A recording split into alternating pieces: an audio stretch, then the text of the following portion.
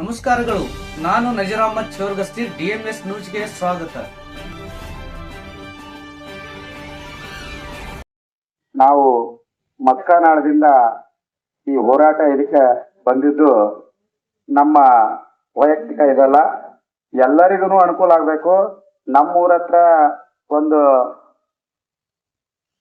Office, ಪ್ರಜಾ office ನಮ್ಮೂರ ಹತ್ರ ಆಗ್ತದ ಅಂತೇಳಿ ನಾವು ಖುಷಿ ಪಡ್ಬೇಕದಲ್ಲ ಆಕ್ಚುಲಿ ಆದ್ರ ಒಬ್ಬರಿಗೆ ಸೀಮಿತ ಅಲ್ಲ, ಸರ್ವ ಎಲ್ಲಾ ತಾಳಿಕೋಟಿ ತಾಲೂಕಿನಲ್ಲಿ ಎಷ್ಟು ಹಳ್ಳಿಗಳು ಬರ್ತಾವು ಎಲ್ಲರಿಗೂ ಅದೊಂದು ಅನುಕೂಲ ಆಗ್ಬೇಕು.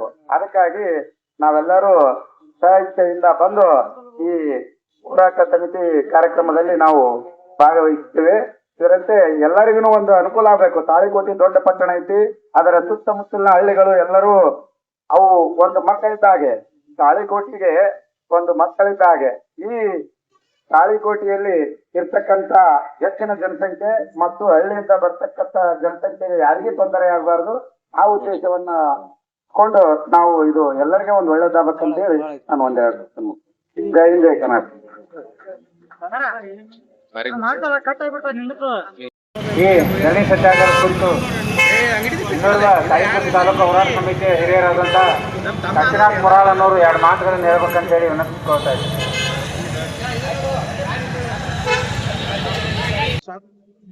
ಕರ್ನಾಟಕ ರಾಜ್ಯದಲ್ಲಿ 2012ನೇ ಇಸ್ವಿಯಲ್ಲಿ ಆಡಳಿತ ಜನರಿಗೆ ಉತ್ತರ ಆಗಲಿ ಅಂತ ಸೇರಿಕೊಂಡು ಅಂದಿನ ಮುಖ್ಯಮಂತ್ರಿಯಾಗಿದ್ದಂತ ಜಗದೀಶ್ ಶೆಟ್ಟರ್ ಅವರು 54 ನೂತನ ತಾಲೂಕುಗಳನ್ನ ಘೋಷಣೆ ಮಾಡಿದ್ರು.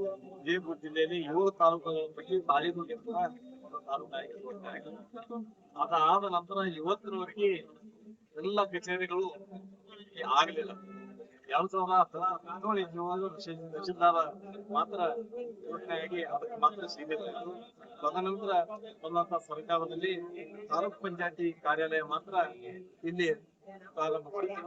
ಅದಾದ ನಂತರ ಇವತ್ತು ಪ್ರಜಾಸೌಧ ತಾಳಿಕೋಟೆ ಘೋಷಣೆ ಆದ ನಂತರ ಪ್ರಜಾಸೌಧ ತಾಳಿಕೋಟೆಯಿಂದ ಸುಮಾರು 4.5 ಕಿಲೋಮೀಟರ್ ದೂರದಲ್ಲಿ ನಿರ್ಮಾಣ ಆಗ್ಬೇಕಂತ ಹೇಳಿ ದಾನಿಗಳು ಯಾರು 2 ಎಕರೆ ಭೂದಾನ ಕೊಟ್ರಂತ ಹೇಳಿ ಅಲ್ಲಿ ನಿರ್ಮಾಣ ಮಾಡ್ಲಿಕ್ಕೆ ಬಿಟ್ಟಿದ.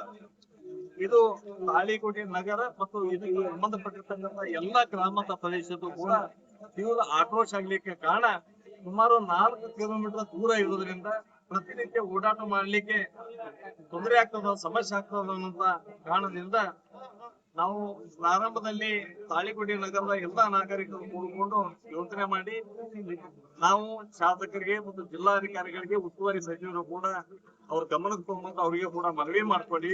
ಅದಾದ ನಂತರ ಹಂತ ಹಂತವಾಗಿ ನಾವು ಹೋರಾಟ ಪ್ರಾರಂಭ ಮಾಡಿ, ಹೋರಾಟ ಯಾರ ಪರನೂ ಅಲ್ಲ, ಯಾರ ವಿರೋಧನೂ ಅಲ್ಲ ಅಂತ ಹೇಳಿ ಪಕ್ಷಾತೀತವಾಗಿ, ಜಾತ್ಯತೀತವಾಗಿ ಹೋರಾಟ ಸಮಿತಿ ರಚನೆಗೊಳಿತು.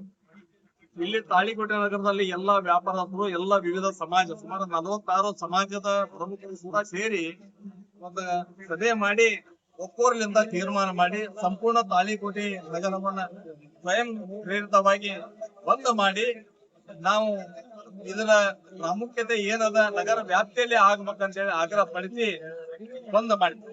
ಅದಾದ ನಂತರ ಇವತ್ತು 27 ದಿವಸಗಳ ಕಾಲ ನಿರಂತರವಾಗಿ ಧರಣಿ ಸತ್ಯಾಗ್ರಹ ಪ್ರಾರಂಭ ಆಗಿ ವಿವಿಧ ಎಲ್ಲಾ ಸಮಾಜದ ಪ್ರಮುಖರು, ಎಲ್ಲಾ ಸಮಾಜದ ಆಮೇಲೆ ಎಲ್ಲಾ ಅಸೋಸಿಯೇಷನ್ ಪ್ರತಿಯೊಬ್ಬರು ಕೂಡ ಈ ಪ್ರತಿಭಟನೆಯಲ್ಲಿ ನಿರಂತರವಾಗಿ ಭಾಗಿಯಾಗಿ ಶಾಸಕರಿಗೆ ಒತ್ತಡ ತರಬೇಕು, ಸರ್ಕಾರಕ್ಕೆ ಒತ್ತಡ ತರಬೇಕಂತ ಹೇಳಿ ಹೋರಾಟ ನಿರಂತರವಾಗಿ 27 ದಿವಸ ಆದ್ರೂ ಕೂಡ ಇವತ್ತು ಕೂಡ ಶಾಸಕರಾಗ್ಲಿ, ಜಿಲ್ಲಾಧಿಕಾರಿಗಳಾಗ್ಲಿ ಯಾರು ಕೂಡ ಈ ಧರಣಿ ಸ್ಥಳಕ್ಕೆ ಭೇಟಿ ಆಗ್ತಕ್ಕಂಥದ್ದು, ಭೇಟಿ ಕೊಡ್ತಕ್ಕಂಥ ಪ್ರಯತ್ನ ಕೂಡ ಮಾಡ್ಲಿಲ್ಲ. ನಾವೇ ಹೋರಾಟ ಸಮಿತಿಯವರೇ ಹೋಗಿ ಶಾಸಕರಿಗೆ ಕೂತು ನಾವಾಗಿ ಹೋಗಿ ಭೇಟಿಯಾಗಿ ಬಂದು 4 ಕಿಲೋಮೀಟರ್ ತೊಂದರೆ ಆಗ್ತದ, ಪ್ರತಿನಿತ್ಯ ಓಡಾಟ ಮಾಡ್ಲಿಕ್ಕೆ ಜನಸಾಮಾನ್ಯರ ಸಮಸ್ಯೆ ಆಗ್ತದ ಅಂತ ಹೇಳಿ ಮನವರಿಕೆ ಮಾಡ್ಲಿಕ್ಕೆ ಪ್ರಯತ್ನ ಮಾಡಿದ್ವಿ. ಅದಾದ ನಂತರ ಇವತ್ತು ಕೂಡ ಯಾರು ಕೂಡ ಇಲ್ಲಿ ಕಣ್ಣೆತ್ತು ಕೂಡ ನೋಡ್ತಾ ಇಲ್ಲ. ಸರ್ಕಾರ ಜೀವಂತ ಇದೆಯೋ ಸತ್ತಿದೆಯೋ ಒಂದು ಕೂಡ ಇವತ್ತು ಅರ್ಥ ಆಗ್ತಾ ಇಲ್ಲ. ಇಷ್ಟ ಯಾಕ ನೀವು ಅಲ್ಲೇ ಮಾಡ್ಬೇಕಂತ ಹೇಳಿ ನಿಮ್ದು ಜಿದ್ದ ಅನ್ನುವಂಥದ್ರ ಬಗ್ಗೆ ಜನ ಯಾಕಂದ್ರೆ ಸರ್ಕಾರಿ ಜಾಗಗಳದಾವ ಇಲ್ಲಿ. ಇವತ್ತು PWD ಒಳಗ AB ಇರ್ಬೋದು, ಪ್ರತಿಯೊಂದಕ್ಕೂ ನೀವು ಕಾರಣ ಹೇಳ್ತಾ ಇದ್ದೀರಿ. ಇಲ್ಲೇ ಪಕ್ಕದಲ್ಲಿ ಸುಮಾರು 1 ಕಿಲೋಮೀಟರ್ ವ್ಯಾಪ್ತಿಯಲ್ಲಿ ಸರ್ವೆ ನಂಬರ್ 704 ಮುಪ್ಪತ್ ಗೈರಾಣ್ ಅಂತ ಹೇಳಿ ಸರ್ಕಾರಿ ಜಾಗ ಅದು ಇತರ ಹಕ್ಕಗಳೊಳಗ ಕಾಲ್ಪನಿಕ ಕೆರೆ ಅಂತ ಕುಂತಾರ. 2016-17 ಇಸ್ವಿ ಒಳಗ ಅವತ್ತ ಕಾಂಗ್ರೆಸ್ ಅದೇ ಸರ್ಕಾರ, ಅಪ್ಪಾಜಿ ನಾಡಗೌಡ್ರೆ ಶಾಸಕರು. ಅವತ್ತಿನ ಸಂದರ್ಭದಲ್ಲಿ ತಹಶೀಲ್ದಾರ್ ಮತ್ತು ಅಸಿಸ್ಟೆಂಟ್ ಕಮಿಷನರ್ ಸಂಪೂರ್ಣ ವರದಿ ಕೊಟ್ಟಾರ. ಎಲ್ಲಾ ದಾಖಲಾತಿಗಳನ್ನ ಪರಿಶೀಲನೆ ಮಾಡ್ಲಿಕ್ಕಾಗಿ ಸುಮಾರು 58 ಇಸ್ವಿಲಿಂದ ದಾಖಲಾತಿಗಳನ್ನ ಪರಿಶೀಲನೆ ಮಾಡ್ಯಾರ. ಪರಿಶೀಲನೆ ಮಾಡಿ ಎಲ್ಲೂ ಯಾವ ದಾಖಲೆ ಒಳಗೂ ಕೂಡ ಕೆರೆ ಅಂತ ಇಲ್ಲ ಅಂತ ಹೇಳಿ ಸರ್ಕಾರಕ್ಕ ಜಿಲ್ಲಾಧಿಕಾರಿಗಳಿಗೆ ಅವ್ರು ವರದಿ ಕೊಟ್ಟಾರ, ತಹಶೀಲ್ದಾರ್ ಮತ್ತು ಅಸಿಸ್ಟೆಂಟ್ ಕಮಿಷನರ್. ಬಟ್ ನಂತರ ಜಿಲ್ಲಾಧಿಕಾರಿಗಳ ಮನವಿ ಮನ್ನಣೆ ಮಾಡಿ ಅವರು ಅಬ್ಜೆಕ್ಷನ್ ಕಾಲ್ ಮಾಡಿದ್ರು. ಅಬ್ಜೆಕ್ಷನ್ ಕಾಲ್ ಮಾಡಿದ ನಂತರ 2019 ಇಸ್ವಿ ಒಳಗ ಮಾತ್ರ ಅದು ಅಲ್ಲೇ ಸ್ಥಗಿತಗೊಂಡು. ಆದ್ರೆ ಅವತ್ತಿನಿಂದ ಇವತ್ತಿನವರೆಗೆ ಅದು ಯಾವುದೋ ಏನಾಯ್ತು ಅನ್ನೋದ್ರ ಬಗ್ಗೆ ಹೇಳಿದ ಪೆಂಡಿಂಗ್ ಇತ್ತು. ಮತ್ತೆ ನಿಮ್ಮದೇ ಕಂದಾಯದ ತಹಶೀಲ್ದಾರ್ ಮತ್ತು ಅಸಿಸ್ಟೆಂಟ್ ಕಮಿಷನರ್ ಅದು ಕೆರೆ ಅಂತ ಎಲ್ಲೂ ಕೂಡ ಉಲ್ಲೇಖ ಇಲ್ಲ ಅಂತ ಹೇಳಿ ಅವ್ರು ವರದಿ ಕೊಟ್ಟ ಮೇಲೆಯೂ ಕೂಡ ಜಿಲ್ಲಾಧಿಕಾರಿಗಳು ತಕ್ಷಣವೇ ಇವತ್ತು ಶಾಸಕರು ಇವತ್ತು ಸಚಿವರು ಸೂಚನೆ ಕೊಟ್ರ ನಾಳೆನೇ ಅದ ಕೆರೆ ಅನ್ನುವಂಥದ್ದು ಅದು ಯಾವ್ದೋ ಒಂದು ನದರ್ ಚೌಕದಿಂದ ಕೂತದ ಅದನ್ನ ರದ್ದು ಮಾಡಿ 11 ಎಕರೆ ಜಾಗದ 1-2 ಎಕರೆ ಅಲ್ಲ, ಎಲ್ಲಾ ಇಲಾಖೆ ಎಲ್ಲಾ ಕಚೇರಿಗಳು ಅಲ್ಲಿ ಮಾಡಬಹುದು. ಇವತ್ತು ಕೋರ್ಟ್ ಕೂಡ ಒಂದೇ ಕಡೆ ಮಾಡಬಹುದು. ಒಂದೇ ಸೂರಿನಡಿ ಎಲ್ಲಾ ಕಾರ್ಯಾಲಯಗಳು ಅಲ್ಲಿ ಆದವು ಅಂದ್ರ ಜನರಿಗೆ ಇನ್ನೂ ಅನುಕೂಲ ಆಗ್ತದ. ಸುಮಾರು 1 ಕಿಲೋಮೀಟರ್ ವ್ಯಾಪ್ತಿಯಲ್ಲೇ ಅದ, ಆದ್ರೆ ಅಲ್ಲಿ ಮಾಡ್ಲಿಕ್ಕೆ ಇವ್ರಿಗೆ ಹಿತಾಸಕ್ತಿ ಇಲ್ಲ. ಅದಕ್ಕೆ ಬರೀ ಅದ ಕೆರೆ ಅದ, ಸುಪ್ರೀಂ ಕೋರ್ಟ್ ಗೈಡ್ಲೈನ್ಸ್ ಅದ, ನಿರ್ದೇಶನ ಅದ ಅಂತ ಹೇಳ್ಕೊತ ಕೂತಿರಿ. ಅದ ಕೆರೆನೇ ಅಲ್ರಿ. ಕೆರೆ ಇದ್ರೆ ನೀವು ಅದನ್ನ ಹೇಳ್ರಿ, ನಾವು ಕೂಡ ಅದನ್ನ ಒತ್ತಾಯ ಮಾಡಂಗಿಲ್ಲ. ಕೆರೆ ಇರ್ತದ ಎಲ್ಲೂ ಕೂಡ ದಾಖಲಾತಿ ಒಳಗೆ ಕೆರೆ ಇಲ್ಲ ಅಂತ ಹೇಳಿದ ಮೇಲೆ ಕೂಡ ನೀವು ಅದಕ್ಕೊಂದು ಕಾರಣ ಹೇಳ್ಕೊಂಡು ಅಂದ್ರ ನಿಮ್ ಉದ್ದೇಶ ಏನಂದ್ರ ಈಗಾಗಲೇ ಏನ 763 ಸರ್ವೆ ನಂಬರ್ ಅಲ್ಲಿ ಮಾಡ್ಬೇಕಂತ ಏನ್ ನೀವು ತೀರ್ಮಾನ ಅದ, ಅಲ್ಲೇ ಮಾಡ್ಬೇಕಂತ ನೀವು ಸಿದ್ಧ ಮಾಡ್ಲಿಕ್ಕತ್ತೀರಿ. ಅಂದ್ರ ಜನರ ಸಮಸ್ಯೆ ನಿಮ್ಗೆ ಅರ್ಥ ಆಗ್ತಾ ಇಲ್ಲ, ಜನರದ ನೋವು ನಿಮ್ಗೆ ಅರ್ಥ ಆಗ್ತಾ ಇಲ್ಲ. ಆದ್ರೆ ನಿಮ್ದು ಹಠ ಮಾತ್ರ ಮುಖ್ಯ ಅದ. ಯಾರೋ ಬೆಳ್ಳಣಿಕೆ 4 ಜನರಾಗ ಅವ್ರು ತೃಪ್ತಿ ಪಡಿಸಕ್ಕೋಸ್ಕರ ಇದನ್ನ ಮಾಡ್ತಾ ಇದೀರಿ ಅಂತ ಅನ್ನೋದನ್ನ ಜಗತ್ ಜಾಹೀರಾಗ್ಯದ. ಯಾರ್ಯಾರ ಉದ್ದೇಶ ಏನದ ಅಂತ ಅನ್ನೋದ ಜನಸಾಮಾನ್ಯರಿಗೆ ಇವತ್ತು ಅರ್ಥ ಆಗ್ಯದ. ಅದರ ಈ ಹೋರಾಟ ಇವತ್ತು ಬಹಳ ಆಕ್ರೋಶಕ್ಕೆ ಗುರಿಯಾಗಕತ್ತದ. ಗ್ರಾಮಾಂತರ ಪ್ರದೇಶದಿಂದ ಜನ ಪ್ರತಿನಿಧಿ ಇವತ್ತು ಬರಾಕತ್ಯಾರ. ಇವತ್ತಿನಿಂದ ಪ್ರಾರಂಭ ಆಗ್ಯದ. ಹಳ್ಳಿಗೆ ಇವತ್ತು ಹೆಣ್ಣು ಗಂಡು ಕೂಡೆ ಬಂದ್ ಇವತ್ತು ಪ್ರತಿಭಟನೆಯಲ್ಲಿ ನಿರಂತರವಾಗಿ ಭಾಗಿಯಾಗಬೇಕಂತ ಅನ್ನುವಂಥದ್ರ ಬಗ್ಗೆ ಜನ ಇವತ್ತು ಮಾತಾಡಕತ್ಯಾರ. ಇನ್ನ ಮುಂದ ಆಮಾನಂತ ಉಪವಾಸ ಸತ್ಯಾಗ್ರಹ ಪ್ರಾರಂಭ ಮಾಡಬೇಕು.